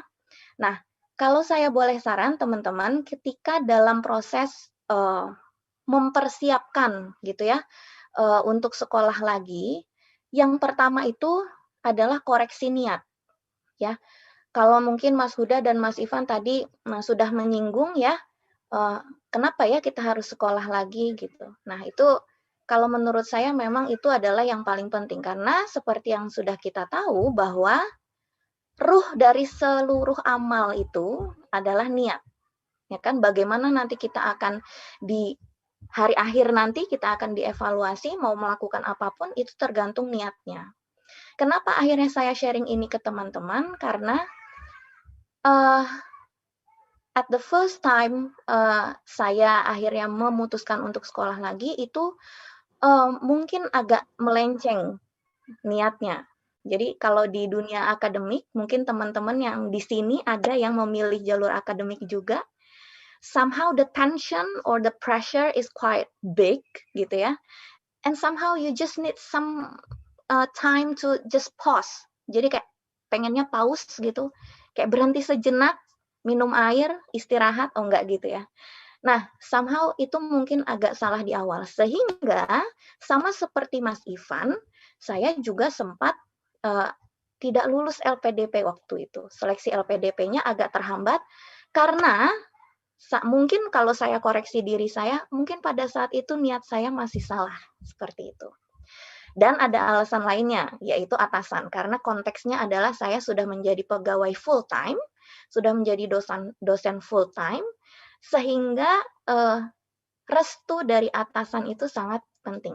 Nah, akhirnya ini kita next ke yang poin kedua, yaitu hitung modal. Nah, modal itu not necessarily uang, ya. Modal itu definisinya luas sekali. Jadi tidak hanya uang, tapi yang non-material, yang somehow it can be like more important than just money. Gitu ya. Jadi, misal, restu, tadi saya udah bilang ya, kalau konteksnya adalah pegawai, restu atasan itu sangat penting. Atau konteks kita sebagai anak, ya, restu orang tua itu juga penting. Kenapa kok begitu Mbak Lydia? Kan ini kan tujuannya mulia, menuntut ilmu dan sebagainya. Tapi surga nerakanya kita ada di bawah kaki ibu, orang tua, ya. Jadi ridhonya Allah itu kan ridhonya orang tua. Jangan-jangan orang tua kita memilih kita untuk udah di rumah aja, atau misalnya jangan di luar negeri tapi di Indonesia aja, seperti itu. Jadi intinya think again gitu. Kenapa? Itu tadi yang pertama ya. Kenapa kita harus sekolah lagi? Itu diluruskan dulu niatnya. Kemudian periksa apa sih yang sebenarnya kita udah punya. Restu orang tua sudah dikantongi belum? Kemudian kita masih ada tenaga nggak nih untuk sekolah lagi? In a way, sekolah lagi means like kamu akan berjuang lagi. Kita akan berjuang lagi, berletih-letih lagi, bercapek-capek lagi gitu ya. Kira-kira kita sanggup nggak gitu. Nah, kemudian yang lain lagi, kalau tadi sudah disinggung oleh Mas Huda dan Mas Ivan, kemampuan bahasa. Kita sanggup nggak ke luar negeri, and then experience yang benar-benar nggak ada orang yang berkomunikasi dalam bahasa ibu kita atau bahasa Indonesia. Kayak seneng banget gitu ada orang yang dengar ngomong bahasa Indonesia, atau misalnya ada yang orang Jawa, oh ketemu sesama orang Jawa kemudian ngomong bahasa Jawa, itu kayaknya seneng banget gitu ya. Nah, kita sanggup nggak dengan hal-hal yang seperti itu? Nah, kemudian modal yang lainnya adalah jejaring. Kalau tadi bahasanya Mas Ivan adalah mentor. Wah, alhamdulillah sekali kalau kita bisa punya yang seperti itu. Somehow ada yang show us the way, kayak guide us, kayak ini loh step-stepnya. Nah, alhamdulillah saya juga merasakan itu ya, berkah itu. Jadi saya dipertemukan dengan orang-orang yang baik gitu ya, yang akhirnya menjadi rekan saya, kolega saya, teman saya, sahabat saya selama saya berjuang di UK gitu. Nah, kemudian setelah niat sudah betul, modal udah cukup nih, material, non-material semua cukup. Lalu apa yang harus kita lakukan? Cicil syaratnya. Nah, syaratnya itu bisa dari dua hal, dari universitasnya dan juga pendanaannya, seperti itu ya. Kalau universitasnya tadi sudah dibahas sama Mas Huda dan Mas Ivan, peringkatnya, atau kira-kira universitas itu ekspertisnya di bidang apa ya gitu, bagusnya apa sih yang dipelajari dari universitas tersebut. Nah, kalau saya itu karena di University of Southampton itu punya Department of Decision Analytics and Risk, DAR gitu ya singkatannya. Nah, itu ada di Center of Operation Research and Science Management, itu masuk 10 besar di UK. Nah, saya tidak melihat the general ranking of the university, but then saya lihat khusus di expertise itu. Nah, akhirnya saya memilih itu. Walaupun salah satunya yang membuat saya memilih itu adalah supervisor. Nah, itu nanti kita cerita abis ini ya. Nah, kemudian pendanaan. Jadi teman-teman udah dengar tadi ya, sudah dibocorin gitu ya sama pembicara sebelumnya, bahwa ada banyak nih skema pendanaan kalau teman-teman ingin berkuliah di Inggris. Nah, kalau saya itu di LPDP. Karena apa? Karena saya sudah berkeluarga. Jadi saya mencari pendanaan yang mengakomodasi kebutuhan keluarga juga. Nah, kata lainnya tunjangan keluarga, seperti itu ya. Nah, kalau syarat-syarat sudah beres, lalu apa? Coba daftar. Ya, karena percayalah teman-teman, very lucky kalau teman-teman cuma harus apply 1 kali langsung keterima. Itu luar biasa ya, Masya Allah. Tapi mungkin tidak banyak yang kasusnya seperti itu. Kalau misalnya saya, ya memang saya hanya 1 kali daftar, tapi ini kasusnya kan PhD. Jadi kalau PhD itu memang like yang penting supervisornya sudah oke, sudah klop, yang lainnya insya Allah mengikuti. Nah, seperti itu. Nah, yang terakhir itu adalah doa. Jadi ikhtiarnya sudah, terakhir doa. Gitu ya. Nah, ini pengalaman saya ketika proses di awal pendaftaran itu, dari submit administrasi gitu ya, sampai pengumuman itu setiap hari saya ketemu siapa aja, itu saya minta doa ya. Jadi fakir doa gitu ya. Jadi ketemu misalnya habis naik Gojek, saya misalnya minta ke driver Gojeknya, doain ya Pak gitu. Oh iya Neng gitu. Atau ketemu siapa habis beli apa makanan gitu. Ya, we never know gitu. Kita nggak pernah tahu doa dari siapa yang akhirnya dikabulkan atau didengar sama Allah gitu ya. Nah, mungkin bisa next Pak Aryo. Nah, ini jadi not necessarily kampus dulu, kalau saya itu supervisor dulu, karena untuk PhD kasusnya the center of gravity itu adalah supervisor. Jadi balik lagi kayak nanti hidup kita 4 tahun ke depan setelah kita memulai studi itu sebagian besarnya akan ditentukan oleh si supervisor ini. So that's very vital, sangat penting gitu ya. Nah, bagaimana sih akhirnya mendapatkan supervisor? Yang pertama, teman-teman kalau mau sekolah lagi itu kan pasti sudah tidak anti gitu ya, atau sudah sangat familiar dengan paper jurnal ilmiah gitu ya. Nah, jadi teman-teman ketika membaca paper jangan hanya membaca isi dari papernya, tapi bagian atas author and the co-author itu juga penting. So scrutinize, jadi benar-benar selidikin gitu ya, siapa sih ini yang menulisnya, kok dia bisa menulisnya seperti ini. Ya kayak teman-teman kalau baca novel, ketika membaca novel itu pasti teman-teman kalau udah familiar, udah tahu gaya menulisnya seseorang gitu ya. Nah, begitu juga dengan paper ilmiah sebenarnya. Oh, bagaimana dia menyajikan introduction, background, bagaimana dia menyusun metodologinya, menjelaskan hasil analisisnya, itu somehow kita bisa mengenal, oh orangnya tuh seperti ini, berpikirnya seperti ini. I like the idea and I like how the author itu deliver the idea in the paper. Nah, from there kita bisa mengenal author itu, dan kalau kita suka kita bisa jadikan kandidat gitu ya, kandidat sebagai supervisor kita. Nah, kemudian yang kedua itu adalah kita harus mulai menyadari bahwa jejaring kita tuh sebenarnya ke arah mana. Kalau teman-teman pernah dengar social network analysis, mungkin sekarang agak booming gitu ya. Nah, kita tuh sebenarnya sudah berada dalam suatu jaringan network yang kita sadar atau enggak, somehow itu influence atau mempengaruhi hidup kita dan nanti kita ke depannya. Nah, jadi start from that gitu ya. Kita di poin mana sih, kita di network seperti apa sih, kita kenal siapa aja sih. Nah, itu pada saat itu, jadi di kelompok keahlian, kan tadi saya cerita di awal ya, di kelompok keahlian saya, itu every year kita mendatangkan dosen dari universitas luar negeri untuk menjadi guest speaker, guest lecturer, atau visiting researcher. Nah, at first saya agak mendiskriminasi itu, yang jadi pikiran saya, kenapa sih gitu ya. But then I realize, hey, that's my network.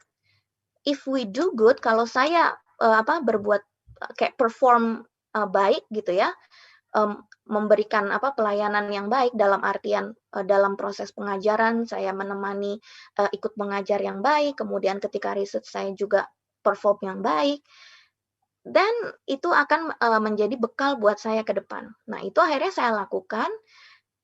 Dan akhirnya beliau ini yang kami undang setiap tahun akhirnya menjadi supervisor saya sekarang gitu. Sisi positifnya adalah saya sudah mengenal beliau in person, tidak hanya dari papernya tapi juga in person, Dan itu manfaat banget gitu ya, manfaat banget. Jadi mulai melek gitu ya sama jejaring kita. Oke, nah yang ketiga setelah itu apa? Kita pendekatan akademik. Kalau tadi baca paper sudah, dari paper kan kita punya identitinya itu email address kan, terus kita juga, oh iya kita udah pelajari keilmuannya beliau dari paper dan sebagainya, mulai deh kita pendekatan, hubungi, ya, bisa lewat email. Percayalah, kayak put your trust in humanity. Banyak orang baik di dunia ini, termasuk mereka-mereka yang menulis paper itu. Ketika kita menghubungi, itu mereka akan menyambut dengan baik. Seperti itu. Bisa lanjut, Pak Ari? Nah, negara tujuan, mungkin kalau di kasus diskusi kita hari ini, itu UK ya, khusus UK. Tapi overall, mungkin sedikit menyimpulkan dari Mas Huda dan Mas Ivan, sebenarnya ketika memilih negara tujuan itu ada beberapa hal yang harus kita perhatikan. Yang pertama adalah stakeholder. Stakeholder di dalam hidup kita tuh siapa? Kalau dalam konteks misalnya saya sebagai dosen full time, itu atasan sangat penting gitu ya. Bagaimana sih kita membangun nanti ke depannya kelompok keahlian kita di home institution. Kan balik lagi nanti ke home institution kan, kita akan mengabdi di situ kan. Nah, kedepannya mau dimajukan ke arah mana nih expertise si kelompok keahlian ini. So their opinion matters gitu ya. Nah kemudian kalau yang sudah berpasangan juga mulai deh berdiskusi gitu ya dengan pasangan. Kita baiknya kemana ya yang ramah untuk keluarga, untuk anak seperti itu.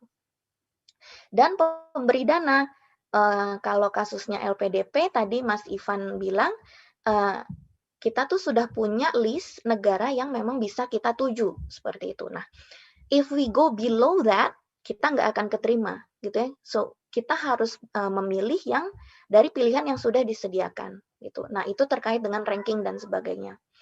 Nah, kemudian misinya itu tidak hanya belajar. Kalau tadi Mas Huda bilang, seandainya beliau menyadari hal ini di awal, mungkin akan do better, gitu ya. Nah, itu betul sekali, saya setuju. So, kita ke luar negeri, atau dalam hal ini misalnya ke UK, atau kemanapun, itu yang dituju atau yang diburu itu not necessarily ilmu saja, tapi banyak yang lainnya yang bisa kita pelajarin. Intinya adalah bagaimana kita merubah misalnya pola pikir kita yang menurut kita mungkin masih belum baik, bisa diimprove dengan kita membuka gitu ya, be open-minded, dengan kehidupan yang kita alami di luar negeri. Nah, jadi kayak serap yang baik, jangan diikuti yang buruk. Nah, gitu kan. Useful gitu ya, diterapkan di Indonesia. Nah, sistem pendidikannya. Nah, sistem pendidikan kalau di UK itu saya akui memang bagus sekali gitu ya. Tapi overall negara maju itu semua sistem pendidikannya sudah baik sih. Seperti itu. Bisa lanjut, Pak Aryo? Nah, ini saya mau sedikit mengiklankan promosi ya, lpdp.kemenkeu.go.id. Kalau nggak salah sekarang tuh lagi running seleksinya. Lagi ya. Oke, siap. Kenapa saya ingin mengiklankan atau mempromosikan ini? Karena fun fact ya, ini fun fact bahwa setiap tahunnya itu jumlah awardee-nya itu jauh lebih sedikit daripada target LPDP-nya. So, bayangin masih banyak sekali slot yang belum terpenuhi. Jadi, harus daftar gitu ya. Masalah keterima atau enggaknya kan wallahu a'lam. Yang penting kita sudah berusaha. Yang membedakan orang yang keterima beasiswa sama yang enggak apa? Daftar. Gitu. Kalau enggak daftar gimana mau keterima kan gitu.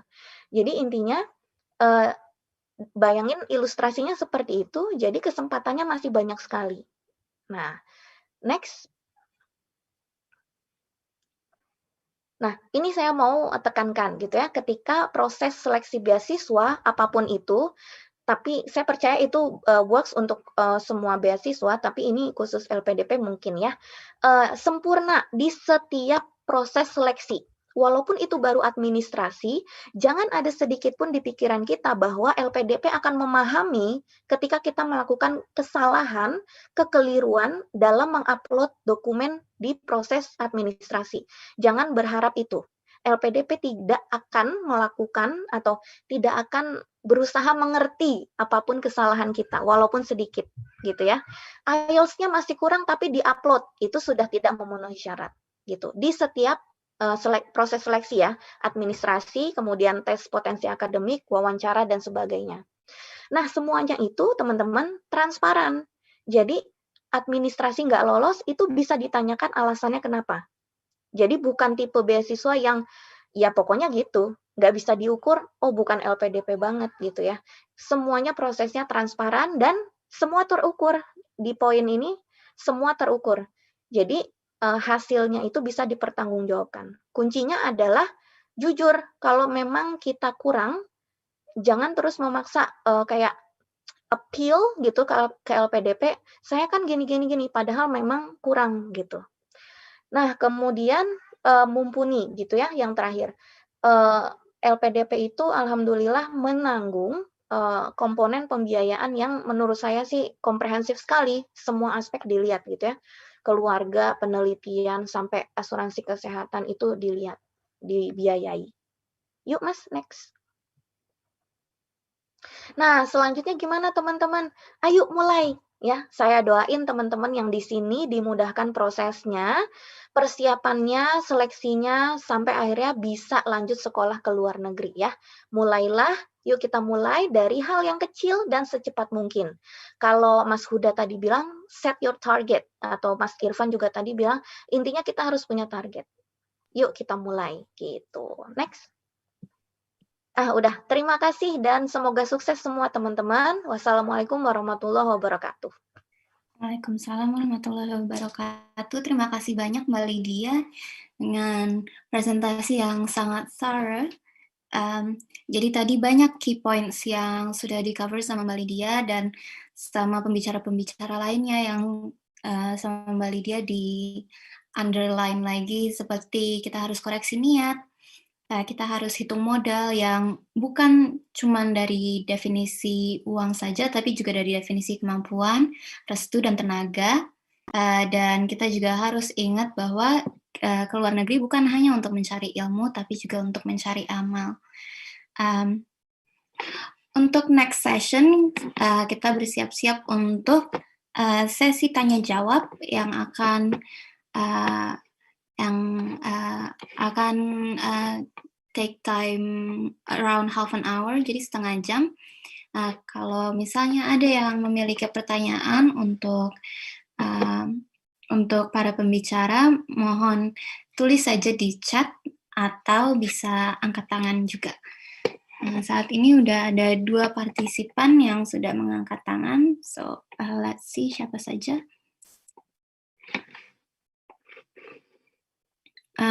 Mas Aryo angkat tangan. Boleh saya cuma sekedar berusaha menghubungkan dengan acara yang sebelumnya. Jadi sebelum sesi ini juga pernah ada sesi serupa tentang kuliah di Amerika. Jadi dari hasil pembicaraan waktu itu, ada juga salah satu narasumber yang awalnya ikut LPDP, tapi kemudian dia merubah programnya jadi direct apply, dan dengan direct apply malah dapat tunjangannya itu lebih besar daripada LPDP. Tadi kan sempat disebutkan kalau untuk yang membawa keluarga kan ada tunjangan tambahan, tunjangan keluarga. Nah, dengan direct apply dapat fully funded dari kampusnya, itu dana yang didapat justru lebih besar daripada LPDP. Nah, apakah dari ketiga narasumber ini pernah ada pengalaman serupa atau setidaknya pernah dengar ada teman atau kolega yang seperti itu? Kalau ada, tolong bisa di-share. Itu saja. Terima kasih. Jadi pada intinya LPDP Fulbright versus direct apply, karena yang direct apply ini dapat dana dan bantuan dari kampusnya lebih mantap ya, istilahnya daripada lewat LPDP atau dari Fulbright. Itu saja. Oke, mungkin pertanyaan ini bisa dijawab oleh semua pembicara. Jadi apa ada yang mau mulai duluan atau kita mulai dari mungkin Mbak Lydia? Oke. Terima kasih Mas Aryo. Waduh, ini kok panitia bertanya duluan ya. Iya, jadi gini, kalau saya boleh sharing, betul direct apply itu memang, memiliki possibility, kemungkinan bahwa akan mendapatkan income yang lebih besar, begitu ya. But you have to realize there are consequences kampus, ya enggak? Jadi harus work kan? Harus kerja dong, ya enggak? Nah, itu mungkin yang harus difikirkan lagi, begitu ya. Apakah kita memang sanggup gitu dengan term and condition dari beasiswa direct dari kampus, dengan misalnya harus mengajar sekian jam dalam 1 minggu, nah itu seperti apa? Kalau saya pribadi, itu kalau saya boleh memilih, saya lebih baik tidak gitu ya, karena saya adalah seorang ibu dari 2 anak, begitu ya. Kalau bisa energinya agak di-save, lebih baik fokus ke research dan keluarga, seperti itu. Kalau kondisinya seperti saya. Tapi kan balik lagi, case by case ya. Saya punya teman yang seperti itu, di Lancaster, UK. Beliau seorang pria, dan membawa keluarga juga. Memang betul mendapatkan tunjangan keluarga dan sebagainya, tapi ya itu tadi, ada konsekuensi, ada term and condition. So, balik lagi ke masing-masing. Begitu, Pak Aryo.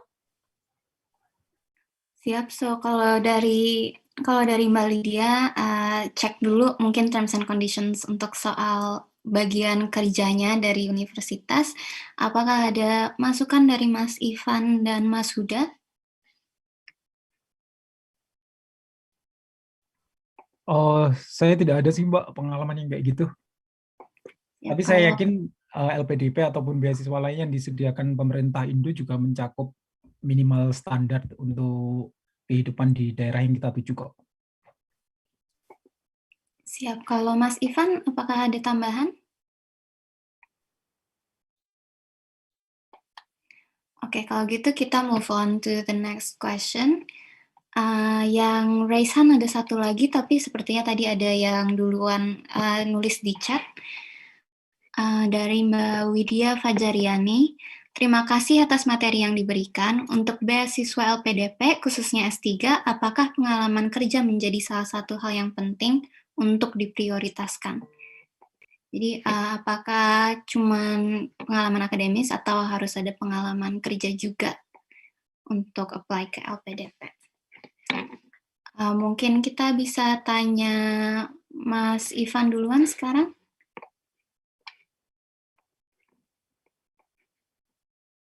Atau Mas Huda boleh?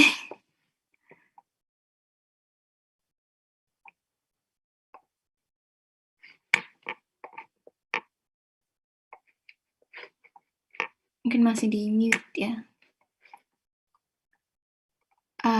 Kalau gitu Mbak Lydia. Sorry, kenapa iya. Mbak? Siap. Pertanyaannya yang mana? Untuk S3 LPDP, apakah pengalaman kerja menjadi salah satu hal yang penting untuk diprioritaskan?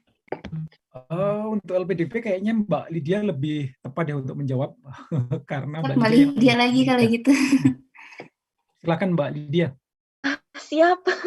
Jadi, sebenarnya ya ini mungkin agak kurang pas kalau saya yang menjawab, karena posisi saya kan aplikan juga, pendaftar gitu ya. Jadi coba kita lihat dari panduan pendaftaran ya. Dari panduan pendaftaran aja deh. Seingat saya tidak ada poin yang mengharuskan pengalaman kerja. Tapi LPDP itu kan ya prosesnya itu sangat-sangat selektif begitu ya. Jadi dia tuh mau melihat kita tuh worth nggak sih dikasih beasiswa. Nah, salah satunya mungkin dengan pengalaman. Nah, tapi pengalamannya apakah harus pengalaman kerja? Not necessarily. Kalau intern maksudnya full time employee in one company atau di mana, enggak gitu ya.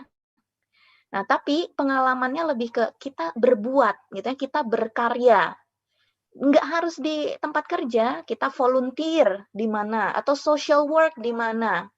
atau organisasi di mana. Intinya adalah the things that will prove you kepada LPDP gitu ya, bahwa kamu tuh worth loh dikasih beasiswa, gitu intinya. Berarti pengalaman perlu, tapi tidak harus pengalaman kerja profesional. Betul sekali, karena banyak juga yang fresh graduate kok, gitu. Apakah ini menjawab pertanyaannya Mbak Widya? Nanti tolong tulis di chat aja. Next one, kita ada yang raise hand juga, Mas Ade Brian Mustafa. Boleh bertanya? Halo, Assalamualaikum. Waalaikumsalam. Oke, terima kasih atas kesempatannya. Sebelumnya saya ingin bertanya, kebetulan ini temanya tentang LPDP ya. Jadi beberapa tahun yang lalu, mungkin sekitar 2 atau 3 tahun yang lalu, ya, dan hingga perjalanan hingga tahun sekarang, ada beberapa teman yang secara langsung, dan ada beberapa teman yang secara tidak langsung. Ini yang secara langsung ya, kalau misalkan yang waktu itu pernah diskusi dengan teman, namun waktu itu beliau itu daftar LPDP, dan ketika ngobrol itu something like beliau menyampaikan informasi itu yang tidak sesuai gitu ketika wawancara, dan ketika menulis dalam di beberapa CV kayak gitu. Kebetulan saya kenal beliau dekat karena sudah sejak lama juga, dan saya ingin bertanya mungkin dari case-nya LPDP sendiri, mungkin ada beberapa teman yang tahu dari segi internal atau bagaimana LPDP menyikapi hal-hal seperti ini kayak gitu.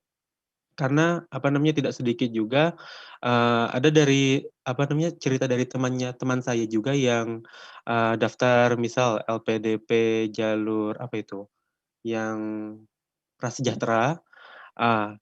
Kebetulan IPK-nya mumpuni, tapi beberapa data terkait penghasilan keluarga dan lain sebagainya itu tidak sesuai dengan real kayak gitu. Dan juga ada beberapa kisah nyata yang waktu interview mengatakan bahwa pengalaman di S1 itu mencari penghasilan sebagai ojek online dan lain sebagainya kayak gitu. Padahal orang tuanya adalah PNS kayak gitu. Nah, itu adalah mungkin kegelisahan saya juga sih, kenapa sih ada yang seperti ini itu bahkan lolos kayak gitu, dan teman-teman yang saya sebutkan ini bahkan sudah S2 sudah selesai kayak gitu. Ini di beberapa mereka dapat di Eropa dan di Australia juga ada. Itu yang jadi pertanyaan pertama. Itu saja pertanyaan dari saya berhubung dengan waktu. Terima kasih banyak. Terima kasih banyak Mas Ade atas pertanyaannya.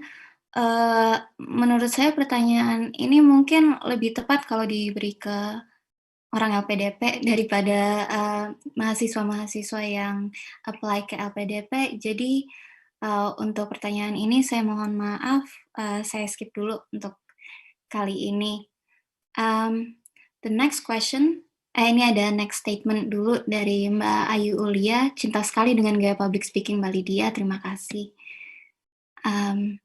Ada penggemar Mbak Lydia.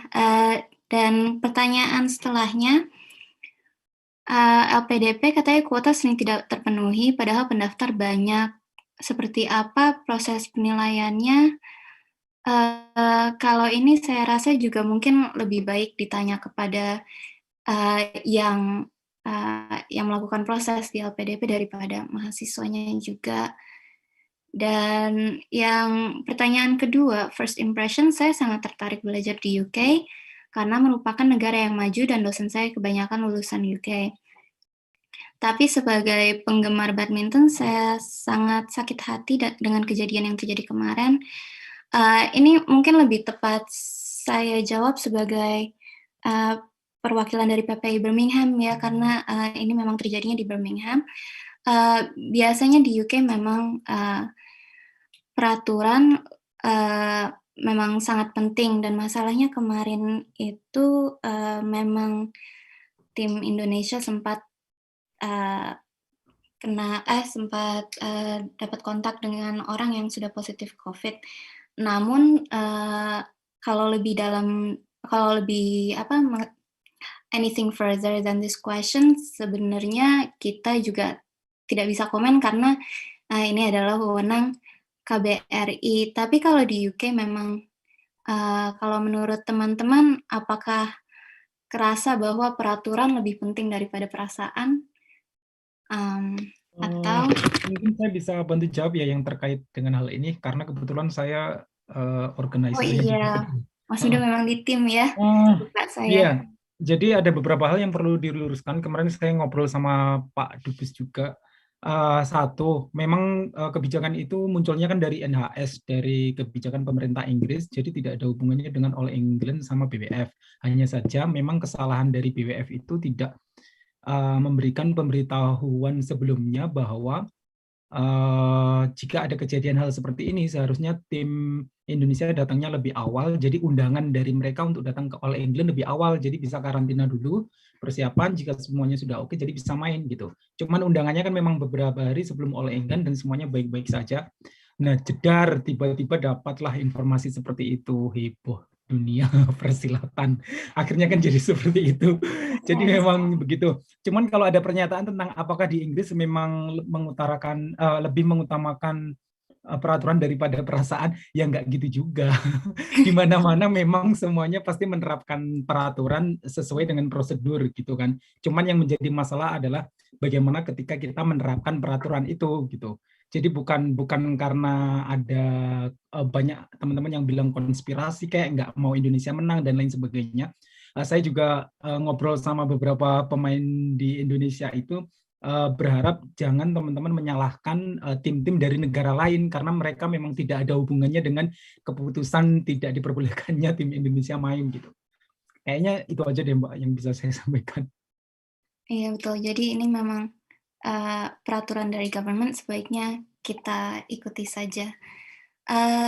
Pertanyaan setelahnya dari Mbak Widya lagi, dan makasih banyak Mas Huda sudah menjawab pertanyaan sebelumnya. Dari Mbak Widya, menurut pendapat para pemateri, jika setelah S2 dan belum memiliki instansi pekerjaan, kemudian ada kesempatan untuk bekerja atau lanjut studi S3 dengan beasiswa, mana yang akan dipilih dan why? Jadi apakah lebih baik langsung lanjut S3 atau kerja dulu baru lanjut studi S3?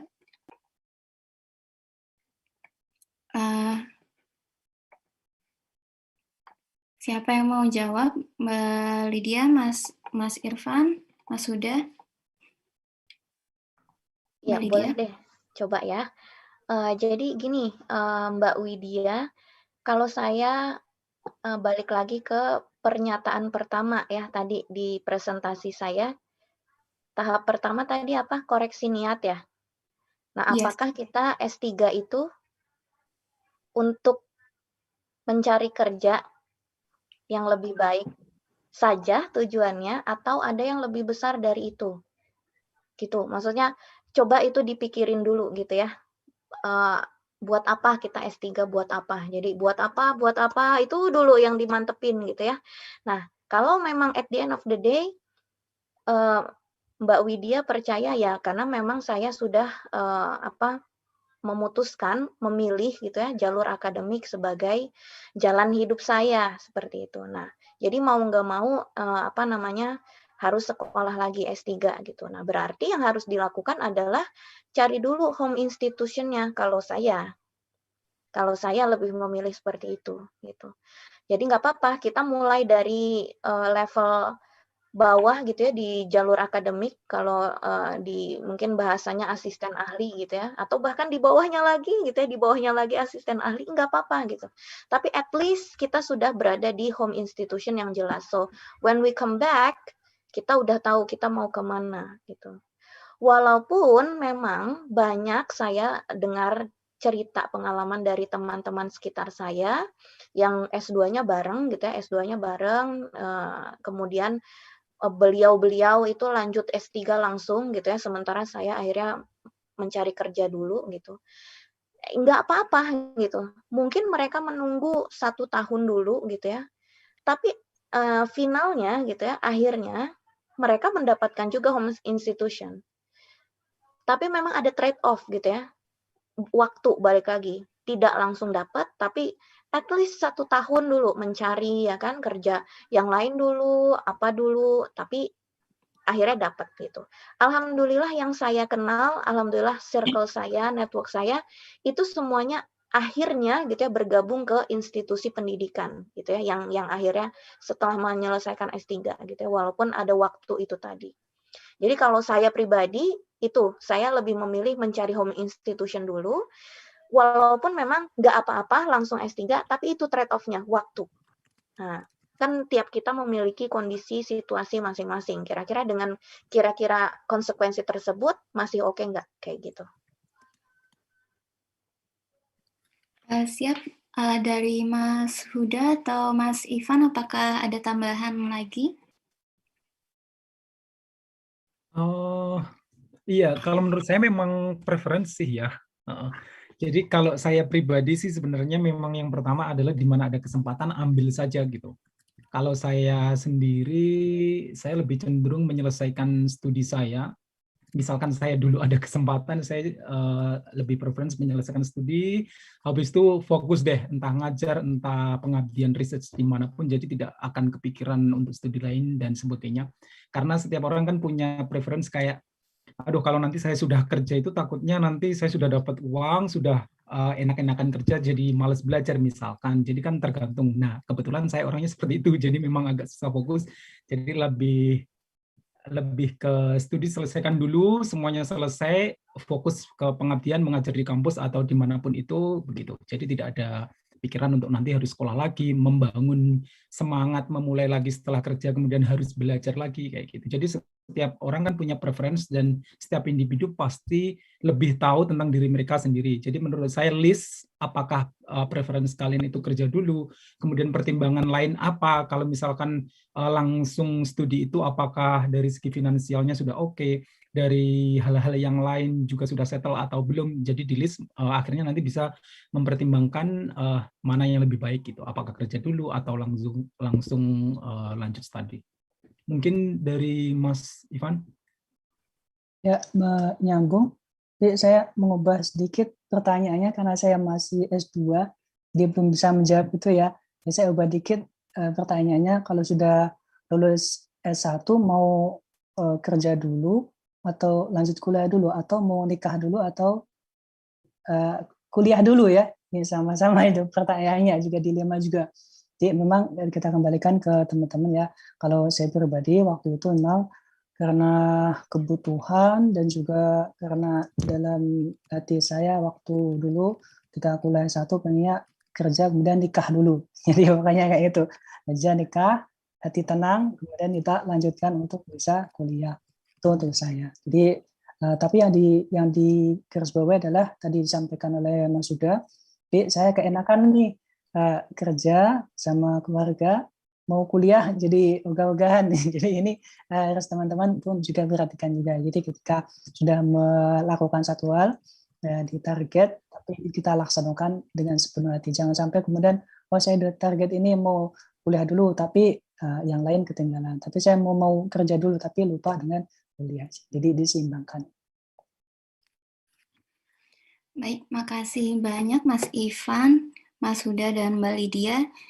Jadi kalau saya sum up dari semua jawaban tersebut, dari semua jawaban pembicara, mungkin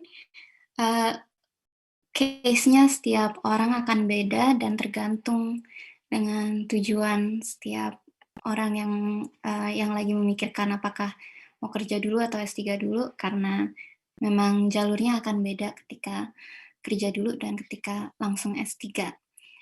Kita ada pertanyaan lagi, yang ini dari YouTube.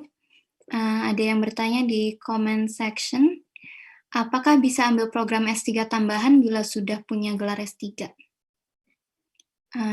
Boleh siapapun yang mau jawab. Nih pertanyaan yang sangat hebat ya. Mungkin bisa Mungkin Mas Ivan bisa mulai duluan. Saya kembali lagi untuk mengubah kata-katanya lagi. Kalau misalkan S2, pengen S2 lagi ya. Jadi kayak gitu ya, saya ubah aja pertanyaannya, nanti bisa dilanjutkan Mbak Lydia. Jadi memang untuk yang kita pertama adalah kembali ke ketentuannya dulu ya. Kalau di LPDP itu kalau misalkan sudah ongoing, tidak boleh, jadi tidak boleh dimasukkan dalam beasiswa atau tidak bisa mengikuti beasiswa. Jadi teman-teman kalau misalkan ada keinginan lagi dan itu pun juga tidak melanggar ketentuannya, saya kira juga bisa di beasiswa kurantau untuk yang lain ya. Jadi kalau misalkan saya pun di LPDP kayaknya kalau misalkan kalau sudah lulus kemudian daftar lagi itu boleh ya. Kalau misalkan masih ongoing itu tidak boleh. Itu dari sisi boleh atau tidak dulu. Silakan dilanjutkan Mbak Lydia sama Mas Huda.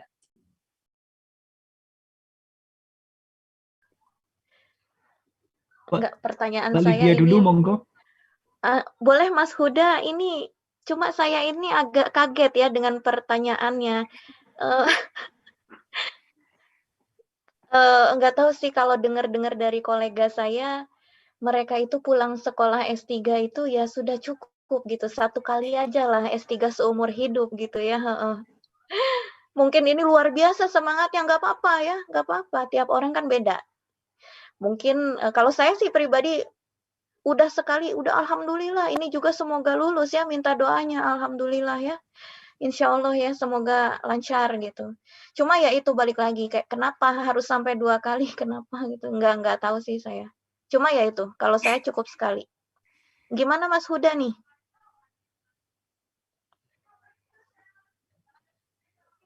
Halo? Oh iya, halo. Kalau saya dulu, awalnya sebelum S3 itu memang pengen ngambil S2 beberapa kali kalau saya dulu.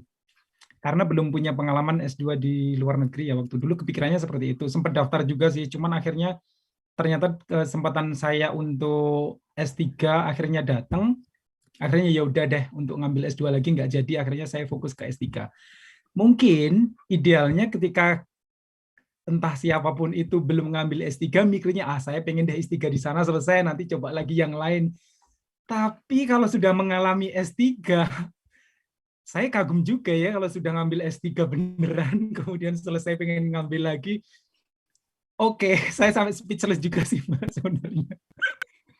Karena ya mau nggak bilang S3 itu lumayan menyenangkan juga gimana gitu. Jadi ya itu lagi-lagi kembali ke preferensi seseorang sih. Kadang mungkin ada orang yang hobinya dari kecil memang belajar, ya siapa tahu jadi bisa ngambil berbagai bidang keahlian beberapa kali gitu. Bisa jadi, kalau saya belum deh kayaknya. Baik, berarti jawaban dari para pemateri adalah sangat kagum ada yang bisa bertanya soal ini. Saya juga sempat ngelihat bapak saya ngambil S3 dan kelihatannya mungkin cukup bikin pusing pertama kali. Saya nggak tahu, saya nggak pernah ketemu orang yang mau S3 lagi setelah dapat S3. Atau ini Mbak Nadila, kalau saya boleh menambahkan, ada ini jalur S3 yang double degree. Jadi kalau misalnya mau merasakan 2 institusi yang berbedanya aja gitu ya dari proses S3 itu, mungkin bisa diambil tuh yang double degree. Jadi 1 tahun di mana, 1 tahun di mana gitu. Terus kalau nggak salah di Kemendikbud apa Dikti ya lupa. Nah itu ada, jadi base-nya itu di Universitas Indonesia, misal ITB gitu ya. Nah, tapi kemudian kita bisa fellow research 1 tahun di beberapa universitas yang berbeda selama masa studi S3 itu. Itu juga memungkinkan skema itu. Kalau yang diharapkan adalah maybe international exposure, dia pengen home institutionnya udahlah di Indonesia gitu ya. Jadi nggak pusing supervisor dan sebagainya. Tapi dia pengen international exposure, riset di luar negeri misalnya gitu. Nah itu bisa salah satu skemanya. Mungkin itu ya yang lebih make sense gitu. Misalnya lebih possible lah dilakukan. Begitu. Baik, berarti ada option lainnya kalau tidak mau ngambil S3 2 kali, tapi mau experience masuk universitas mengerjakan S3 di 2 tempat yang beda. Setahu saya secara administrasi juga tidak ada tidak ada red tape, nggak ada peraturan against ngambil 2 S3. Yang jadi halangan hanya keinginan diri sendiri saja. Pertanyaan selanjutnya dari YouTube juga, kampus mana yang bagus untuk program Pascasarjana IT? Ini mungkin siapa yang mau jawab?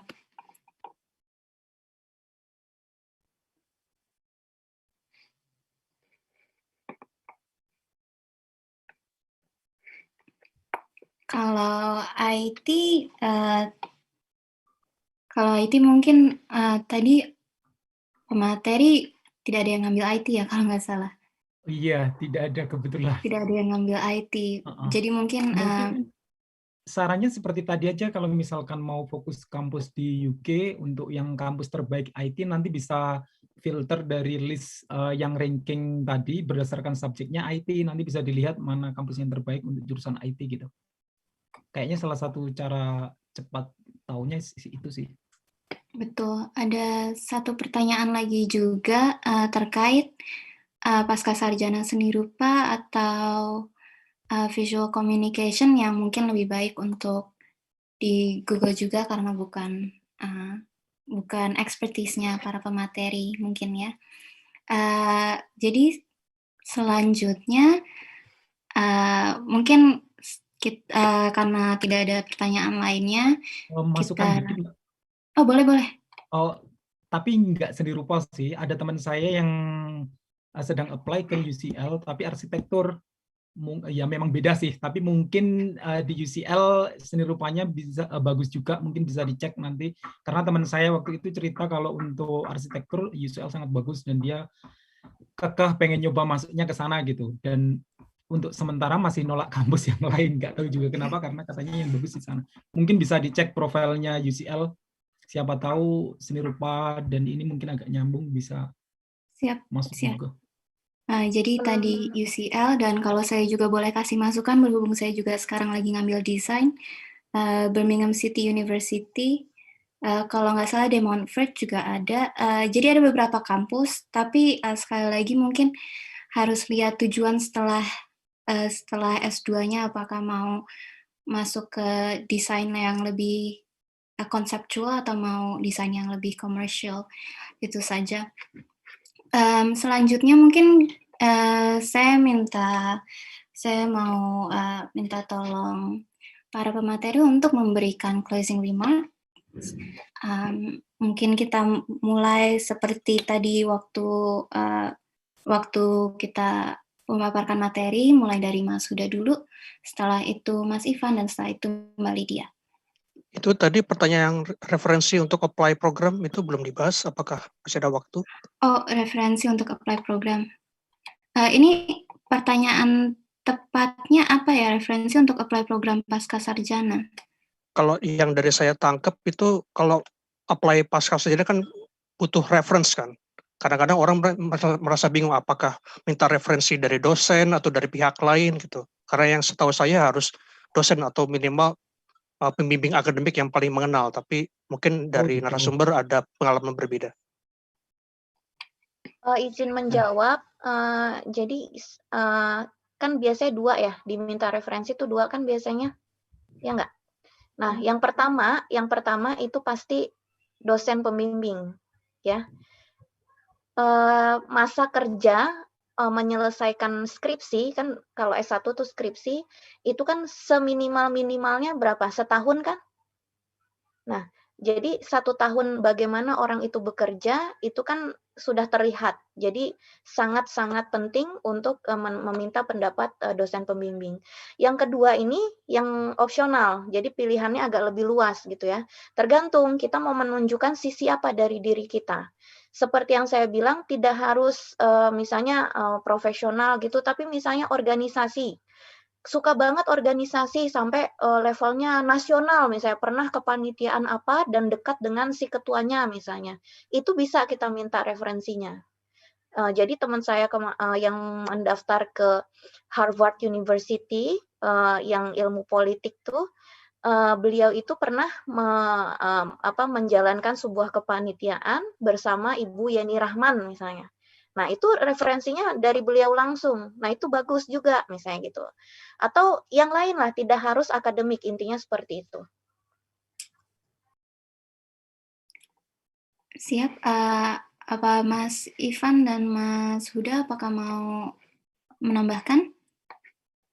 Sama sih, referensi itu memang harus seseorang yang mengenal pribadi kita, gimana cara kita mengerjakan research kita dan sebagainya, karena mereka yang akan memberikan penilaian kinerja kita selama bersama mereka itu kayak gimana gitu. Jadi memang ada beberapa pilihan. Dulu saya sempat waktu apply yang ke Amerika itu beasiswa apa? Lupa ya, karena lama sekali. Ada salah satu beasiswa, Fulbright yang diadakan oleh mereka. Itu memang ada beberapa pilihan referensi, bisa dosen pembimbing. Kalau misalkan kita sudah pernah kerja atau mengajar atau apalah, itu nanti bisa juga dari leader yang ada di sana atau sebagainya. Jadi memang ada beberapa pilihan sesuai dengan yang disampaikan oleh Mbak Lydia tadi. Kalau Mas Ivan apakah ada tambahan? Ya, intinya sama. Jadi untuk yang dosen pembimbing akademik, jadi misalkan, dan juga mungkin teman-teman kalau misalkan ada dosen untuk pembimbing waktu lomba atau mungkin sesuai dengan jurusan, dan juga mungkin beliau pun juga sudah dikenal di expertise-nya, mungkin bisa dimintakan untuk referensi. Dan kalaupun S2 kan lebih mudah ya, kalau misalkan referensinya tinggal kita biasanya kita buat draft-nya, kemudian kita sampaikan ke beliaunya, beliau tinggal koreksi sedikit gitu aja. Intinya yang paling dekat dengan kita. Baik, makasih untuk masukannya. Saya harap itu menjawab pertanyaan untuk referensi apply program pascasarjana. Jadi yang penting yang nomor 1, referensi yang pertama harus dari dosen pembimbing, dan yang kedua bisa dari dosen atau dari orang-orang lain yang pernah membimbing di bidang-bidang lain. Mungkin sekarang kita bisa lanjut ke closing remark, dan seperti tadi mulai dari Mas Huda, terus Mas Ivan, terus Mbak Lydia. Saya serahkan ke Mas Huda. Saya suka sekali dengan motonya Agnes Mo itu, dream, believe, and make it happen. Saya selalu mengikuti moto itu karena memang semua hal itu berawal dari mimpi dulu. Kemudian kita harus yakin bahwa kita bisa mewujudkan mimpi itu dengan melakukan hal-hal konkret untuk menggapai mimpi itu, gitu ya. Jadi agar kita bisa fokus untuk mencapai apa yang kita impikan. Itu saja sih. Yap, keren. So dream, believe, make it happen. Kalau dari Mas Huda. Kalau dari Mas Ivan bagaimana? Ya, dari saya teman-teman, intinya kalau kita membicarakan beasiswa, jadi jangan dilihat, oh beasiswa ini seperti ini, negatifnya. Ini ada banyak ngomongan ini kayak gini, kayak ini. Kita bisa pikirkan seperti itu. Jadi kita dicoba saja, kita niatkan untuk bagaimanapun ini adalah yang media kita yang memfasilitasi kita untuk bisa lanjut S2. Jadi di sana sudah ada apa yang sudah berlaku di institusi tersebut. Jadi ada standar yang masing-masing. Kedua, untuk yang khususnya di UK ini, di teman-teman ada kejadian All England ini, jadi menambahkan semangat ini yang jadi mahasiswa, semangat kita buktikan bahwa Indonesia itu banyak atlet mahasiswa yang di sini yang siap untuk menunjukkan bahwa kita pun bisa berprestasi di sini. Kemudian yang teman-teman yang masih di Indonesia ke sini ke UK, buktikan bahwa kita di UK Indonesia itu bisa menurunkan UK. Yang ketiga adalah tidak ada yang salah ketika kita mencoba. Yang salah adalah kita tidak mau mencoba. Ya, terima kasih dari saya. Terima kasih Mas Ivan. Berarti kalau dari Mas Ivan, focus on the positive, focus on what you can do. Kalau begitu kita move on ke Mbak Lydia. Ya, jadi saya jadi teringat nih Mbak Nadila, ketika saya S2, itu kan saya di Jepang. Sebuah sore ketika istirahat gitu ya, sebelum pulang dari lab, saya sama sensei itu berbincang-bincang. Dia punya bayangan gitu ya, apa sih yang akan terjadi di dunia ini, kayak mungkin berapa puluh tahun ke depan gitu ya, kita nggak tahu, pokoknya intinya di masa depan.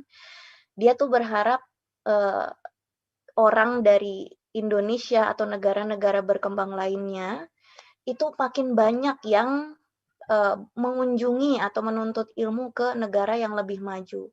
Kenapa? Salah satu tujuannya adalah kita tuh bisa loh berkontribusi menciptakan perdamaian dunia, gitu ya. Jadi dengan kita memutuskan untuk berhijrah gitu ya, menuntut ilmu di luar zona nyaman. Nah, kalau Indonesia kan zona nyaman. Nah, tapi ini kita memutuskan untuk berletih-letih, bersusah-susah untuk mulai hidup dari nol gitu ya, di luar zona nyaman kita. Itu tujuan akhirnya apa? Menciptakan perdamaian dunia gitu ya. Kita menjadi orang yang baru, punya pemikiran yang lebih luas, lebih terbuka dan menerima perbedaan. Itu intinya. Jadi teman-teman, ayo mulai. Do it and do it now. You can do it. Gitu. Semangat. Baik, berarti dari Mbak Lydia tetap semangat dan do it now, karena keluar dari zona nyaman pasti lebih banyak positifnya daripada negatifnya. Terima kasih banyak pemateri-pemateri dari Mbak Lydia, Mas Huda, dan Mas Ivan atas pemaparan materinya dan atas menjawab semua pertanyaan peserta yang sudah ditanya. Saya Nadila Heranisa, terima kasih banyak sudah diundang oleh Reeducates untuk menjadi moderator hari ini, dan saya mohon maaf kalau misalnya ada salah ucapan atau salah lainnya. Terima kasih, saya serahkan balik ke Profesor Etin.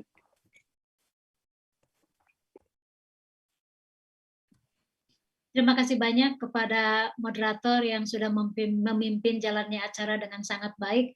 Ini jarang-jarang loh acara Reeducate ini tepat waktu. Jadi all the credits go to Nadira ya. Karena benar Reeducate itu molornya kadang-kadang sampai 1 jam gitu. Tadi keep up the presentation on time, very good job. Dan juga baru ada pertanyaan lagi nih dari pemateri, kita ada sesi foto bareng atau enggak? Saya lupa tadi. Ada dong, ada, masa enggak ada. Baik, makasih banyak Prof. Ya. Nanti Arif mimpin foto ya Arif ya. Kepada pembicara apa namanya, ini yang dilihat di screen saya dulu, kepada Lydia, ini mohon maaf nih saya panggil nama ke semuanya ya, saya ini udah mama. Kepada Lydia, tadi menarik sekali ya semangatnya yang saya sangat kagumi ya. Saya merasa muda lagi pada malam hari ini.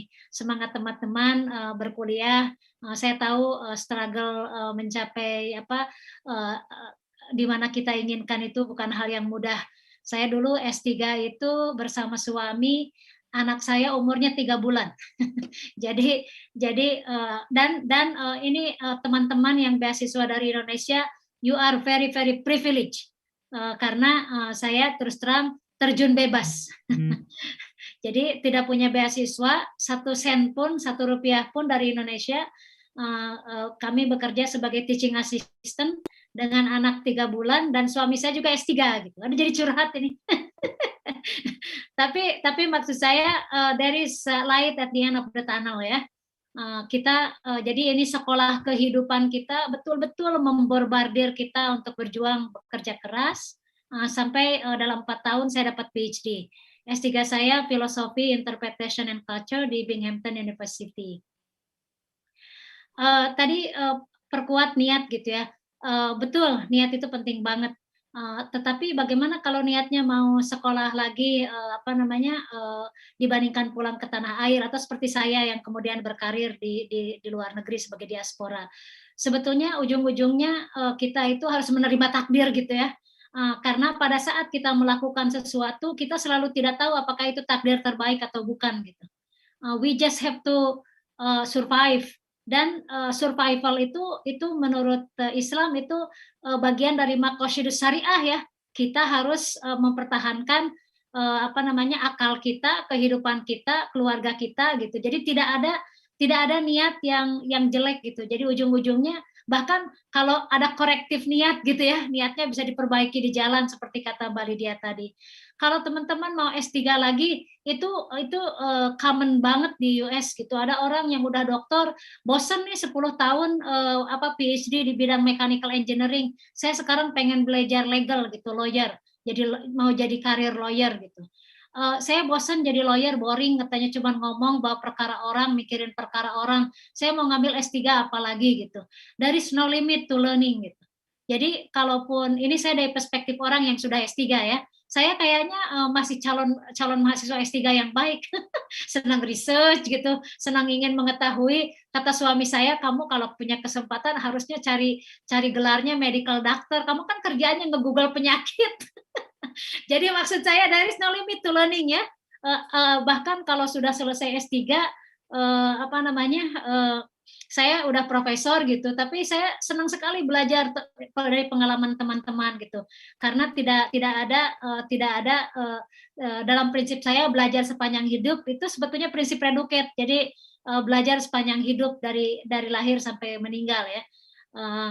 Ini saya bisa keterusan karena ini sangat motivated banget dengar cerita teman-teman yang masih boleh dikatakan berjuang ya untuk mengejar apapun targetnya gitu. Tapi seperti tadi dibilang oleh Ivan pinter banget merubah pertanyaan untuk orang yang sudah S3 menjadi pertanyaan yang khusus buat Ivan. Ini kecerdasan luar biasa gitu.